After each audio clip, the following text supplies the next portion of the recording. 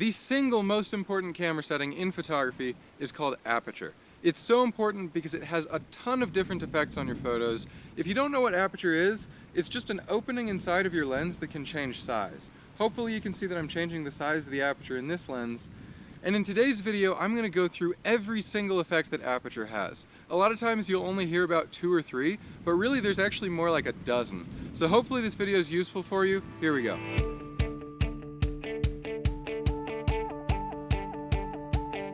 This first one is so important, and it might be something we already know about, but just by virtue of the fact that aperture is the opening and closing of those blades in your lens, the larger that the opening is, the more light that you're going to capture. And of course that leads to brighter photos. So right now I'm in front of these surprisingly tall sand dunes, and I'm going to take some sample photos where the only thing that I'm going to change is my aperture. So here's how that looks. So I'm starting off with an exposure that I think looks pretty good. I'm at f8 right here, as well as 1/400th of a second and ISO 100. Now, when I open my aperture up to f4, I'm actually capturing 4 times as much light, and as you can see, my photo is much brighter by comparison. However, if I close down the aperture to f16, I'm capturing much less light, and as you can tell, the photo is very dark. And here's just a video that demonstrates as I close down my aperture from f4 all the way to f22.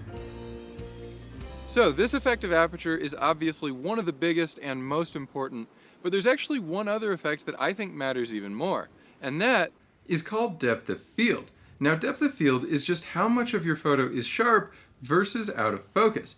In a landscape like the one behind me, if I use a really large aperture, something like f1.4, I'll be able to take a photo where the tree is completely sharp, but the mountain and the sand dunes behind it are very dreamy, out of focus, and blurry.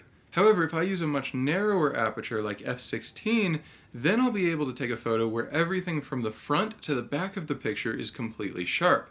And that means that I have a much larger depth of field. But which one do you actually like more? Well, that's completely up to you. I'm sure that some photographers would prefer the out-of-focus background, while others would prefer that tack-sharp picture from front to back. And that's why aperture is so important as a creative variable in photography. If you decide what aperture to pick based on what depth of field you need, you'll just be a long way toward getting the types of photos that you want.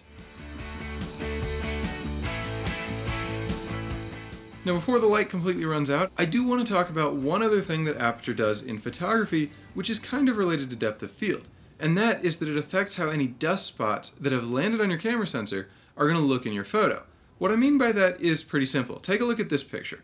As you can see, there's a lot of little dots in this photo. They don't really look like they belong, and that's because they don't. They're just specks of dust that fell onto my camera sensor. Now, the narrower that your aperture is, in other words, the more depth of field that you have, the more defined those specks of dust are going to be. And it's not just specks of dust either. If you're taking pictures maybe of the ocean and you've got specks of water that have landed on your lens, they're also going to be more defined when you use a narrower and narrower aperture. So just keep that in mind and try to avoid getting your camera too dirty, and then you won't need to fix a bunch of stuff in post-production.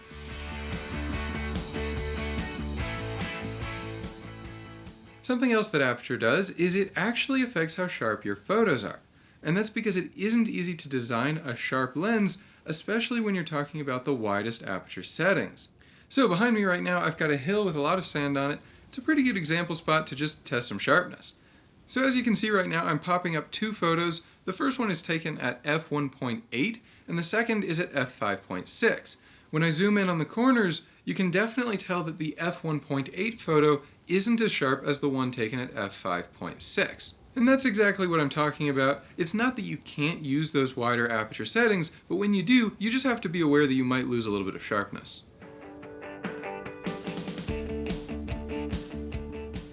I'm going to use this same spot to talk about another effect that aperture has on sharpness, and that is called diffraction. Now, diffraction is when any waves, including waves of light, bend through a narrow opening and start to interfere with each other. In photography, this means that you're going to get lower sharpness anytime that your aperture is too small. Now here's an example of a photo taken at f5.6 versus f22. When I zoom in, you can see that the photo taken at f22, which is a much narrower aperture, isn't nearly as sharp, and that is because of diffraction. Now, unlike the previous example of lens sharpness, the amount of diffraction in your photo doesn't really depend on the quality of the lens that you have. Every lens out there is going to show more diffraction the smaller the aperture that you use. But again, that doesn't mean that you should avoid those apertures, you just need to be aware that you might lose some sharpness with them. Now, the next few that I'd like to talk about are actually kind of similar to what I was saying about lens quality. And that's because a loss in sharpness is not the only lens problem, or lens aberration, that your aperture can affect. There's actually several others. For example, you've got vignetting, which is when the corners of your photo get noticeably darker. There's also coma, which is when bright points of light, especially something like stars, can start to look like streaks when they're in the corner of your photo. And then focus shift, which is where the point that you focused on can actually move a little bit, usually not that much, as you stop down to a different aperture value. And just like before, you are a lot more likely to see these lens aberrations when you're shooting at wider apertures, maybe something like f1.4 to f2.8. Now, I do want to emphasize that as important as these effects of aperture are, they are not the most important thing in a photo. So if you do need a wide aperture setting for whatever creative purposes you have, definitely go for it. Lens aberrations aren't ideal, but they're very unlikely to ruin your photo. As a landscape photographer, one of my favorite things that Aperture can do is something called the sunstar effect. And this is when a really small and bright source of light, especially the sun, but also something like street lamps at night, can turn into a really interesting star pattern when you use a very narrow aperture. For example, in this video here, I'm using an aperture of f22, which is the narrowest aperture on my lens. And in this video, I'm using an aperture of f4. You can tell that the sun in this video isn't very defined. To me, it looked a lot better in the previous video.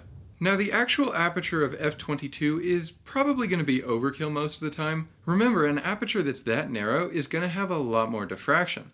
But even an aperture like f11 or f16 can get you some really interesting sunstar effects. Although it does depend on the lens that you're using, and the number of aperture blades, and the shape of the aperture blades inside that lens. But either way, once you set an aperture like f11 or f16, you're going to get some pretty interesting photos. While you're busy pointing your lens at the sun, you'll probably also notice something called flare. And this is just internal reflections within your lens that show up in your photos. I'm sure that you've seen this before, and for what it's worth, depending on the aperture that you use, you might actually have different amounts of flare or different shapes to the flare that you've got. Here's an example photo that I took at f8 versus f16. As you can see, the photo at f16 has noticeably more flare. Now, there's no set pattern as to which apertures do better in terms of flare. It's really something that you've got to test out for your particular equipment. But once you do, you'll be able to take pictures in backlit situations with a little bit more knowledge about how to make those photos turn out well. The next one is that aperture also has to do with the quality of your background blur. And this isn't the same thing as depth of field that I already talked about. What I actually mean is that any points of light that are out of focus in your photo are going to take on the shape of the aperture blades in your lens. Here's an example where you can see that pretty clearly. As you can tell, when I zoom in on this photo, the out of focus blur isn't a perfect circle. It looks a little bit uneven, and that's because the aperture blades in my lens weren't a perfect circle either. And the key here is that the appearance of this blur is going to change depending on the aperture that you use. Here's 4 example photos taken with my 24mm 1.4 lens, and you can see that as I use a smaller aperture, it's not just the size, but also the shape of the background blur that changes. Now, personally, I prefer the look of f1.4 and f1.8 in this case, but really it's down to personal preference. The one thing that I would emphasize, though, is that the largest aperture on your lens isn't always going to have the best looking background blur. A lot of times it is, but sometimes you'll get better looking background blur by stopping down maybe 1/3 of a stop or 2/3 of a stop. You just have to test this out for yourself, but once you do, you'll have a better idea of what aperture to use.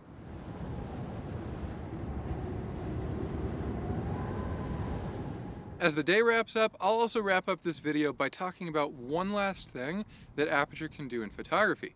And that is that in conditions like this, where it's very dark, you can actually focus a lot more easily, especially autofocus, but manual focus as well, when you have a lens with a large maximum aperture.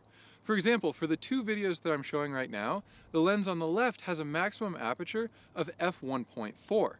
However, the video on the right is taken with a lens with an f4 maximum aperture. That lets in only 1/8 as much light as the video on the left. Now, as you can see, the video on the right is having a lot harder time focusing on this subject, whereas the one on the left can do it really easily. And that's why a lot of sports and wildlife photographers in particular care so much about the maximum aperture of their lens. It just helps them get that shot in darker conditions where they otherwise might have missed it. And there you go.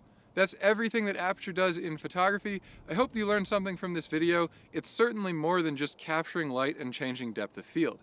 Now, if you liked this video, hit that thumbs up button and subscribe to Spencer Cox Photography. I'll see y'all next week. Thanks for watching.